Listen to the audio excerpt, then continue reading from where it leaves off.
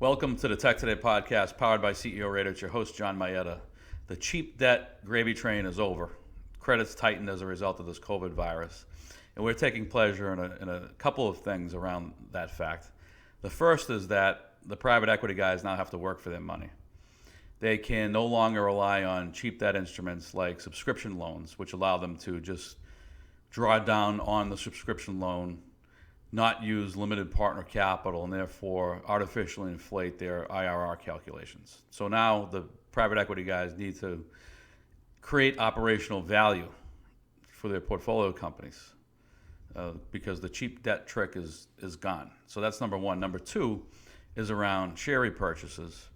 As you know, since 2008, coming out of that downturn, a lot of companies issued debt, and they used approximately half of that debt in the aggregate to repurchase their own shares. This right through 2018 as share prices were skyrocketing. You started to see companies do less of that in 2018 because of the trade wars created uncertainty, and so they pulled the reins back a little bit in share repurchases. But we don't like to see it. When companies wish to return capital to shareholders, we much prefer that they do so with dividends.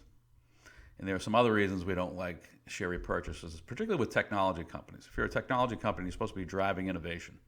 And therefore, we prefer that you allocate your capital to internal product development, which is another way to describe innovation.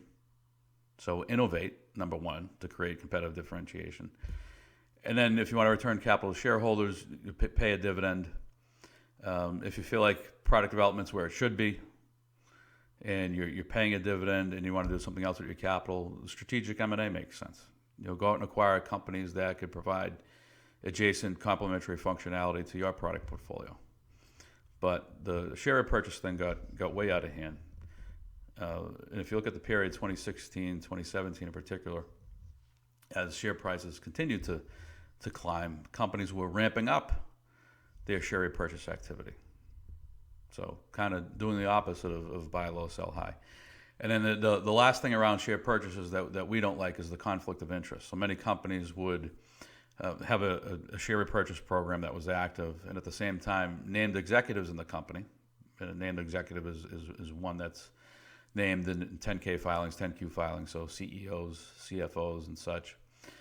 C-level execs would sell into the buyback. So massive conflict of interest.